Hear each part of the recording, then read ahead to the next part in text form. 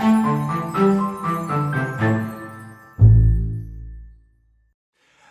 friends, it's good to be with you again today. Last week for our midweek episode, I talked about a question that we had received for the final event in the Faith and Life lecture series featuring Ryan Saunders. It was, as you may remember, from a 14-year-old, and it had to do with the intersection of faith and science. We will include a link to that episode in this YouTube video in case you want to watch that again. I found out after we taped that video that the 2020 Templeton Prize had just been awarded. I think it was actually awarded the same day or announced the same day that we published that video. Some of you may have heard about that news. The recipient or the laureate this year in 2020 is a scientist named Francis Collins. He's a geneticist. He directed the National Institutes of Health for a long time, directed the Human Genome Project, and is maybe most famous for a book called The Language of God, which I'm showing a copy of here. The subtitle is A Scientist Presents Evidence for Belief. It is worth noting maybe that Collins actually began his adult life anyway as an atheist and eventually was persuaded by the truth of Christianity.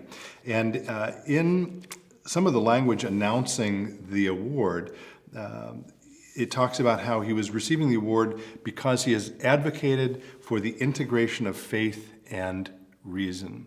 And then it quotes a couple of lines from, again, The Language of God, his best-selling book, which include lines like, "This book argues that belief in God can be an entirely rational choice," and also writes, and that the principles of faith are, in fact, complementary with the principles of science. Now, the Templeton Award is a big deal.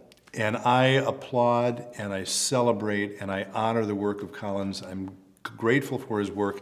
I'm delighted that he received this award this year. I think it, again, helps to reconcile the misunderstanding that there is a conflict or a perceived conflict between faith and science.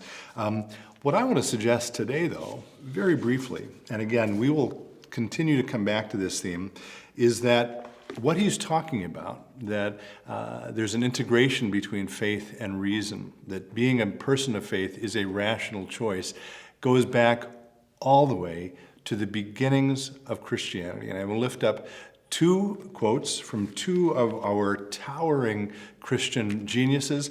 The first is Augustine. Augustine lived in the mid-300s to the mid-400s AD, of course. He was a Christian bishop, a priest.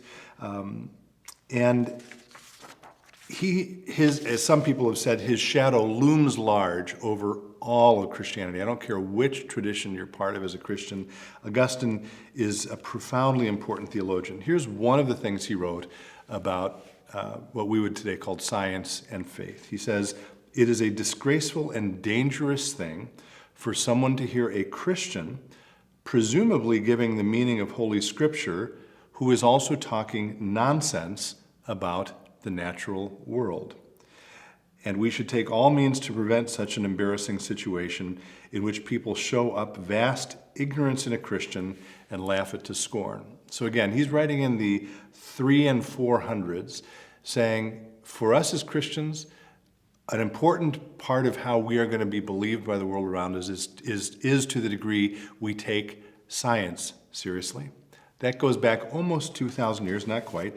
And the other towering genius of Christianity that I would lift up is Thomas Aquinas, after whom the University of St. Thomas, among many other institutions, is named. He lived, by the way, in the 1200s, from 1225 to 1274, so preceded the split of the Reformation. And one of the big emphases of his work is that there is only one truth. And that means, and I covered this in that class I mentioned in the episode last week, that because the faith is one truth, nothing discovered in nature can ultimately contradict the faith. And because the faith is one truth, nothing deduced from the faith can ultimately contradict the facts. That means science. They are not, in fact, mutually opposed. They are not in conflict, but they are, in fact, supportive of one another, as last week's Templeton Prize once again confirmed. Again, we will talk more about this in the weeks and months to come, but I wanted to use the moment of the awarding of that prize just to pause and reflect on it one more time. Until next time, be well, stay in touch, and God bless.